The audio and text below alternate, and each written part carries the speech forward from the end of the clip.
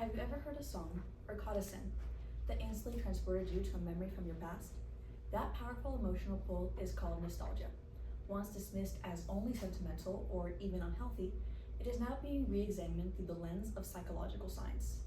Defined as a sentimental longing for the past, nostalgia often conjures warm, rose tinted images of times gone by. But is it just wistful thinking, or does it serve a meaningful purpose? In this presentation, I will explore how nostalgia affects our mind, body, and identity, and whether it serves as a meaningful psychological benefit or a harmful emotional escape.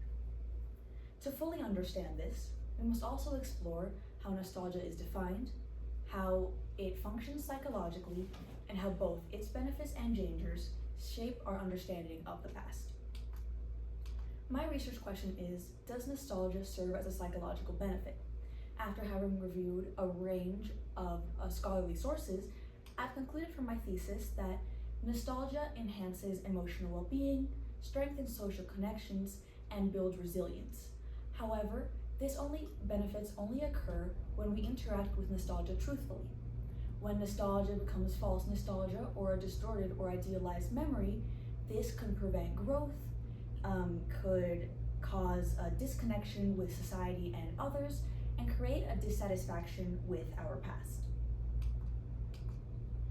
Nostalgia hasn't always been viewed positively. In 1688, Swiss physician Johannes Hofer coined the term as a way to describe intense homesickness felt by soldiers. For centuries, nostalgia was viewed as an emotional disorder or illness. Today, in the 20th century, it was still viewed as a mental illness or a form of avoidance or melancholy. Today, it is seen as a emotional, not an emotional disorder, but an emotional advancement. Changes in today's neuroscience and psychology have changed this perspective to prove that nostalgia truly is beneficial. Psychologist Konstantin Sedekais defines nostalgia as a self-relevant, social and existential emotion that is rooted in autobiographical memory. Nostalgia often concludes memories of individuals, meaningful times in our lives. So according to Sedkins, this also shows a sense of comfort for people when you think of something nostalgic. It allows you to have coherence in your life stories. And this is backed up by neuroscience. Studies by Kentaro Oba and colleagues have shown that fMRI studies actually activate areas in the brain of emotion and memory. So this proves that nostalgia is not just mental meandering, it is a functional emotional tool. One of my stimulus sources was John Norberg's false nostalgia. Norberg argues that when people idealize the past as better than the present, it could cause many issues. It can cause a distortion of what we believe is really going on around us. He points out how this kind of thinking can influence everything from political decisions to societal norms. I incorporated Norberg's insights as a way of showing that while nostalgia can be beneficial, sometimes it becomes dangerous when it is distorted from reality. Another stimulus material I used was My Mother's House by Rachel Cadiz Ganache. Her emotional connection to her home where she lived shows that nostalgia can serve as a form of healing and empowerment. Her story demonstrates how nostalgia can be deeply cultural and personal.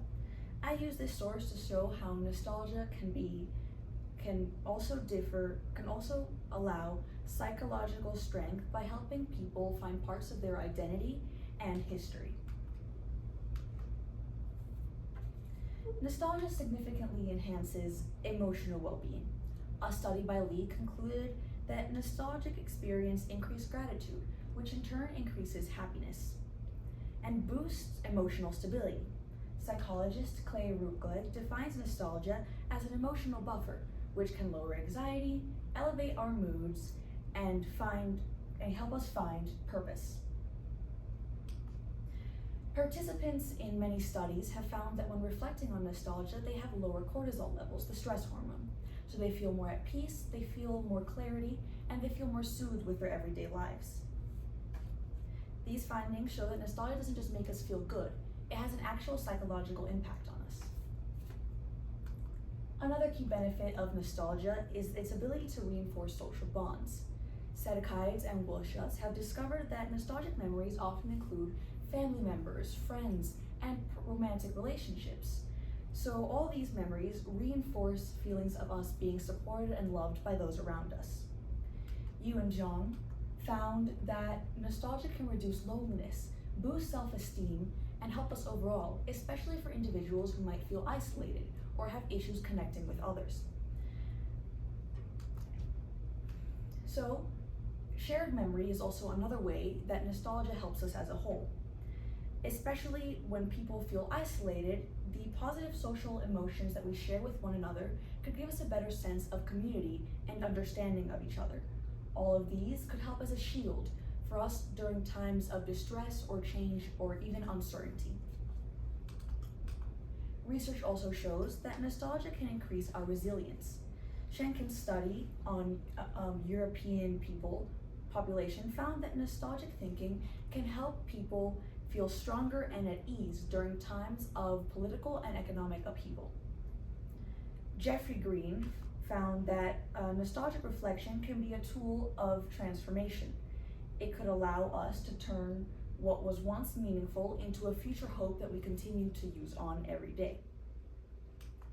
Emmanuel Backyard helped us understand that nostalgia could help us make understanding of our suffering, that it could expand on what we felt and how we felt it, and we could find a positive thing even in negative situations. In those ways, nostalgia offers not just comfort, but a pathway for growth. Of course, nostalgia isn't always positive. Norberg in False Nostalgia warns that people may remember the past more positive than it really was, which can distort reality and present issues in accurate decision making. Now, Sedekaides also acknowledge this risk by showing that when nostalgia is idealized, it can prevent individuals from continuing everyday life normally, from facing their challenges, and even from accepting change. So all these show that distortion can easily turn nostalgia into a form of unhealthy escapism. Idealizing the past too much can lead to real-world consequences. People may use distorted memories to justify old beliefs or to reject necessary social reformation.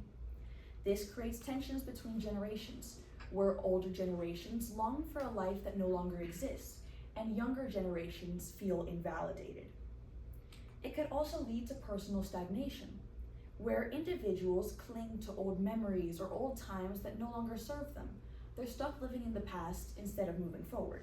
So these are the risks that we need to acknowledge when trying to use nostalgia as a psychological tool.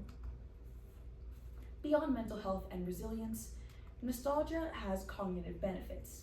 Yi found that nostalgia can help us enhance divergent thinking, which allows us to see things from newer perspectives. Kentaro Oba's fMRI studies also show that there's activation in the brain's reward systems, emotion system, and even creativity. So we also found out that nostalgia not only helps us feel at ease and make social connections, but it also enhances our creativity and our reflection. So these suggest that nostalgia can enhance our thinking and elevate our creative abilities. So, is nostalgia a psychological benefit? In conclusion, yes. When used thoughtfully, constructive nostalgia can help us understand ourselves better, can help us create more connections, and could build resilience for tougher times that come. But when it comes to nostalgia, we also need to be wary of distortion. If we distort nostalgia, then we are going back and referring to illegitimate times. We are creating a false sense of reality of something that never existed. And this could cause nostalgia to become a crutch, something that we lean on to escape things and to avoid life.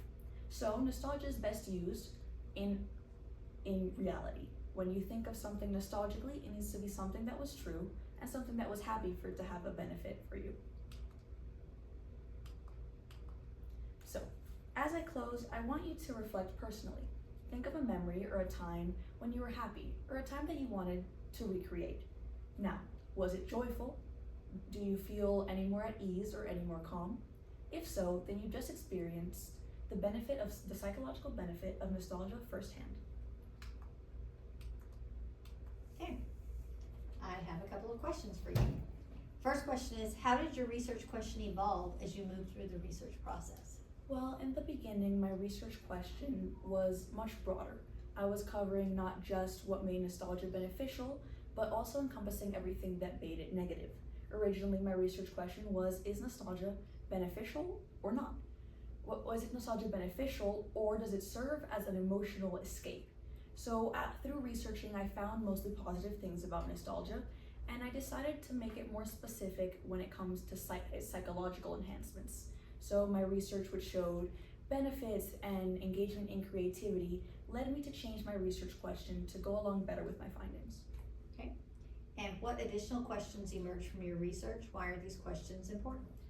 Well, an additional question that I kept coming back to was how nostalgia can be used constructively, because it does serve as a psychological tool, but I found in many studies that this could vary from individual to individual. Some people, when they think of nostalgic memories, they think of something sad, or they start to dwell on the fact that they wish they were there again.